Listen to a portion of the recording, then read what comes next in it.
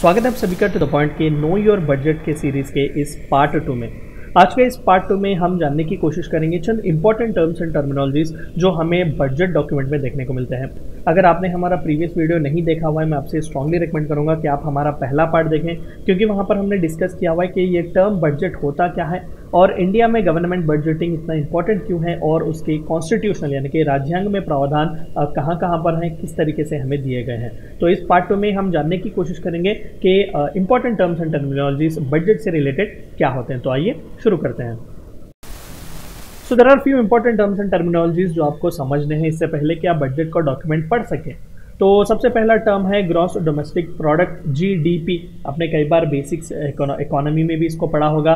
And this actually the definition for GDP stands for the added value of the output of all productive sectors in economy as measured by central statistics office. So central statistics office जो है वो central government का ही एक agency है जो data collect करता है हर चीज़ के बारे में। भारत सरकार में कहीं पर भी प्रोजेक्ट्स हो रहे हो, कहीं पर भी स्कीम्स हो रहे हो, anything the data collection related to central government, central statistics office उसे कलेक्ट करता है। तो इन ब्रीफ अगर मैं बता सकूं तो जितना भी एडिशनल प्रोडक्ट आपने बनाया हुआ यानी कि चाहे वो गुड्स हो, सर्विसेज हो, the total sum of all goods and services which you have produced in 1 year, अगर उसका इक्विवेलेंट अमाउंट आप लगा सकें तो that will be nothing but gross domestic product, यानी कि पूरे इंडिया में एक साल में कितना प्रोडक्शन आपने किया हुआ है both goods as well as services, उसके अमाउंट को जीडीपी या फिर ग्रॉस डोमेस्टिक प्रोडक्ट कहा जाएगा।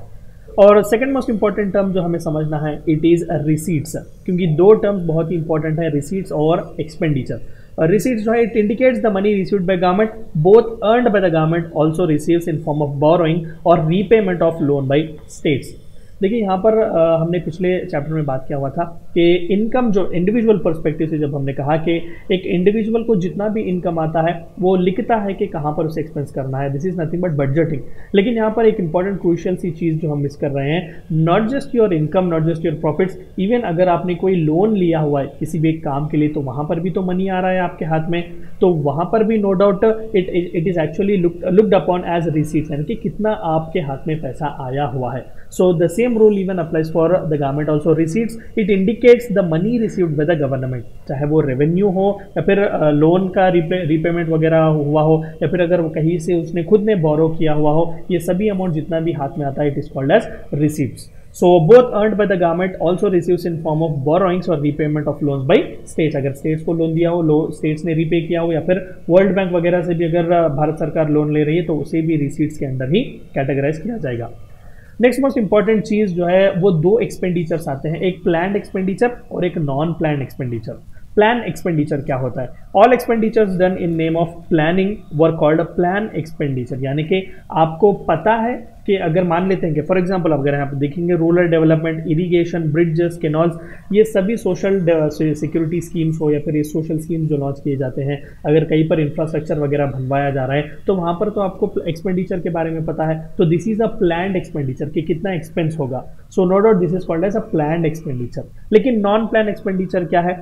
All expenditures other than plan expenditures are called as non plan expenditure. Example interest payment, pension, statutory transfer to states and union territories of government etcetera.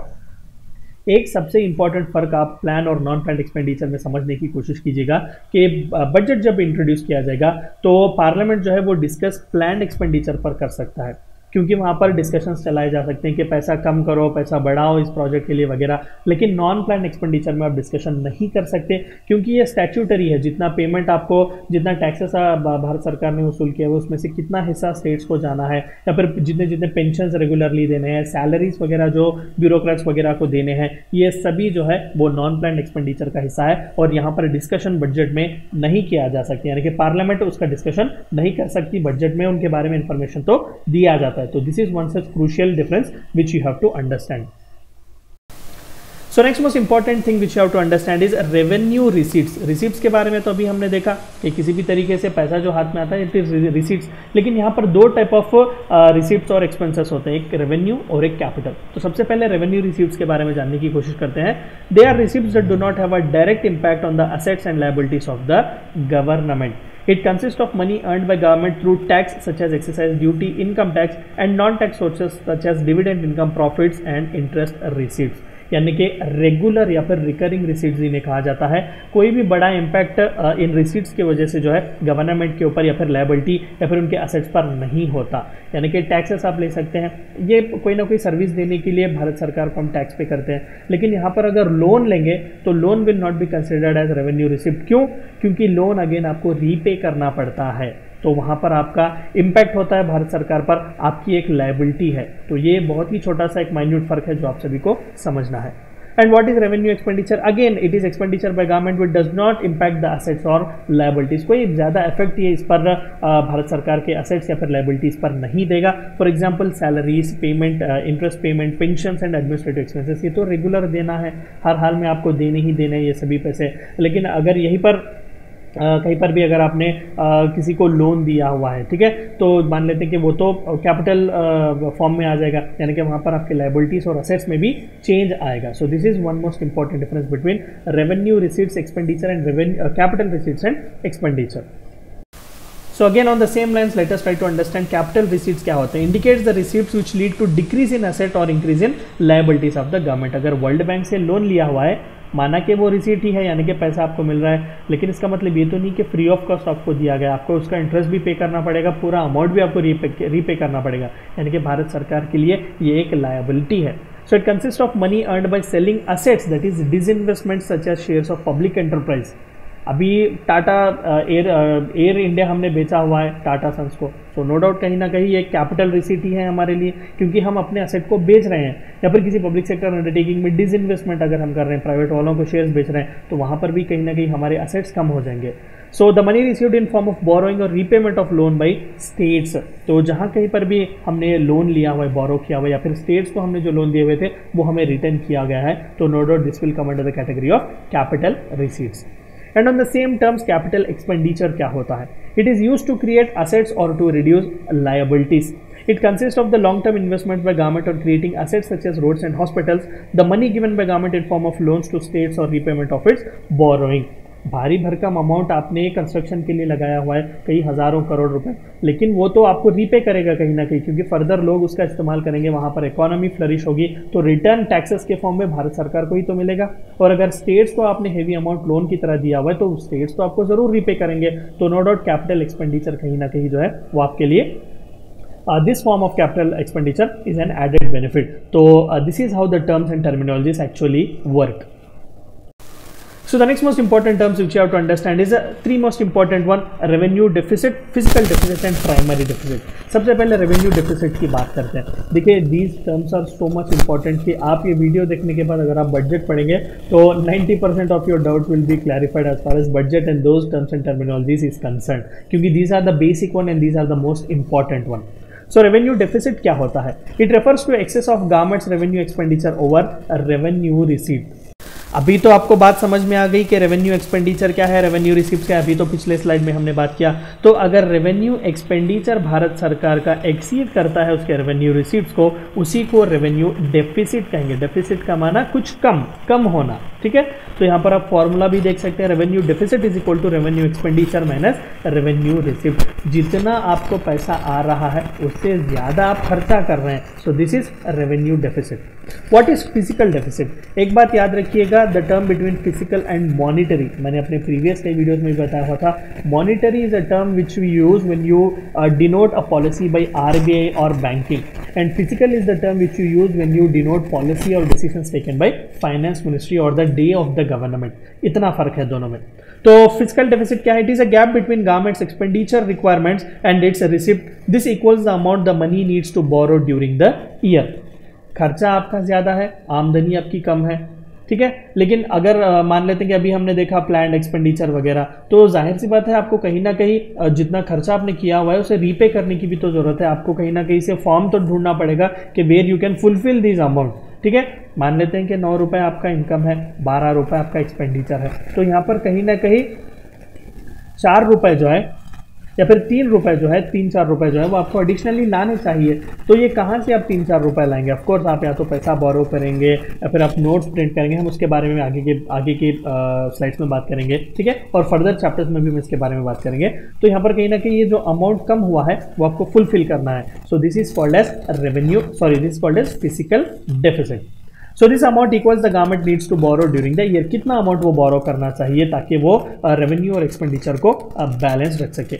Surplus arises if receipts are more than expenditure. तो physical surplus कब आता है, जब receipt expenses से ज्यादा हो। Physical deficit कब आता है, जब एक्सपेंसेस रेवेन्यू से ज्यादा हो। सो फॉर्मूला में भी आप देख सकते हैं physical deficit is equal to total expenditure minus revenue receipt plus non debt creating capital receipt. Non debt creating यानी कि अपार्ट फ्रॉम द लोन्स जो आप लेते हैं, जिन्हें आप बोरो करते हैं, फिर से उसे इंटरेस्ट वगैरह के साथ पे करना पड़ता है, लेकिन non debt creating capital receipts अगर कुछ है तो वहां से भी आप कहीं ना कहीं वो अमाउंट को डिडक्ट कर सकते हैं। And next most important one is primary deficit. Primary deficit क्या होता है? Primary deficit equals physical deficit minus interest payment. अभी physical deficit हमने देखा, यहाँ पर तो लोन वगैरह के अमाउंट्स भी हमने कैलकुलेट किए हुए थे एक्सपेंसेस में, वहाँ पर भी तो हमें लोन के इंटरेस्ट वगैरह पे करना है, लेकिन अगर उसी इंटरेस्ट पेमेंट्स को हम फिजिकल डेफिसिट में से माइनस करेंगे तो इट इज़ प्राइमरी डेफिसिट, यानी कि प्राइमरीली इस साल कितना डेफिसिट आया हुआ है। इंटरेस्ट जो है वो हर साल हमें पे करने हैं जो लोन्स हमने लिए हुए हैं। अपार्ट फ्रॉम दैट इस करंट ईयर प्राइमरी कितना डेफिसिट है, कितना एक्चुअली कम हुआ है। अभी इसी का एग्जांपल आप ले लें, 12 रुपये खर्च किए हैं आपने, 9 रुपये आपका रेवेन्यू है, लेकिन इन 12 रुपये में से 1 रुपये ना आप हर साल पे करते हैं to repay the loans, to repay the interest of the loans. तो इस 1 रुपये को अगर इसमें से निकालेंगे तो यहाँ पर प्राइमरी डेफिसिट आपका कितना हो जाएगा, सिर्फ 2 रुपये ही हो जाएंगे। So this is primary deficit. So these are all the important terms. And finally जैसे कि मैंने कहा कि फिजिकल पॉलिसी और मॉनेटरी पॉलिसी के बीच का फर्क मैंने आपको बता दिया, लेकिन फिर भी इन डेप्थ अगर हम फिजिकल पॉलिसी की बात करें तो let us try to understand this. Physical policy is use of government revenue collection, mainly taxes but also non tax revenue such as disinvestments, loans and expenditure spending to influence the economy. Day of the government, सरकार उस जमाने की, उस वक्त की किस तरीके के डिसीजंस लेती है ताकि आने वाले रेवेन्यू को, यानी कि जो भी टैक्स है या फिर नॉन टैक्स रेवेन्यू से उसे किस तरीके से वो खर्चा करेगी, किस तरीके से स्पेंडिंग करेगी, कहाँ कहाँ से उसे पैसा आना है। Telling about this is nothing but physical policy. तो कई बार आप ये टर्म इस्तेमाल करते हैं या फिर कई बार आप न्यूज़ चैनल्स में भी देखते हैं। सो this is actually the definition. So through physical policy, the government of a country controls the flows of revenue, flows of tax revenues and public expenditure to navigate the economy. कितना खर्चा आ रहा है, कितना पैसा मुझे मिल रहा है और किस तरीके से मैं स्टेट को या फिर इकोनॉमी को चलाऊंगा। If the government receives more revenue than it spends, it runs a surplus, no doubt. If it spends more than tax and non-tax revenue, it runs a deficit. खर्चे से ज़्यादा अगर आपकी आमदनी है तो सरप्लस है, आमदनी से ज़्यादा अगर आपका खर्चा है तो it is a deficit. To meet additional expenditure, the government needs to borrow domestically or from overseas. Domestic within the country भी ट्रेजरी बॉन्ड्स वगैरह इशू कर सकते हैं, डिफरेंट बॉन्ड्स भी इशू कर सकता है भारत सरकार, ठीक है, कई स्कीम्स के तहत।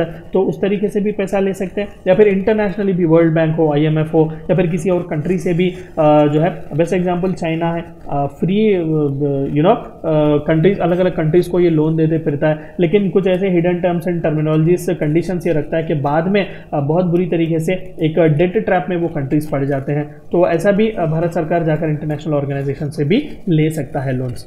Alternatively, the government may also choose to draw upon its foreign exchange reserves or print additional money. तो जैसे कि मैंने कहा कि वो अपने फॉरेन एक्सचेंज रिजर्व्स को भी कहीं ना कहीं वहाँ से भी वो पैसा ड्रॉ कर सकते हैं। दीज रिजर्व्स आर इंपॉर्टेंट बच्चों, इंटरनेशनल फाइनेंशियल इकोनॉमी का सिस्टम बनने के लिए हमें ये रिजर्व्स मेंटेन करने पड़ेंगे। RBI हमारे कंट्री में से मेंटेन करते हैं, तो आप उन फॉरेन रिजर्व्स का भी इस्तेमाल कर सकते हैं। अगर नहीं, फर्दर लास्ट रिसोर्ट जो है वो एडिशनल मनी भी जो है आप प्रिंट कर सकते हैं, लेकिन ये ज़्यादातर रिकमेंडेड नहीं है क्योंकि इकोनॉमी में बहुत बुरी तरीके से फ्लक्चुएशंस आते हैं, एक कंट्री की इकोनॉमिक स्टेबिलिटी पूरी तरीके से कोलैप्स हो सकती है।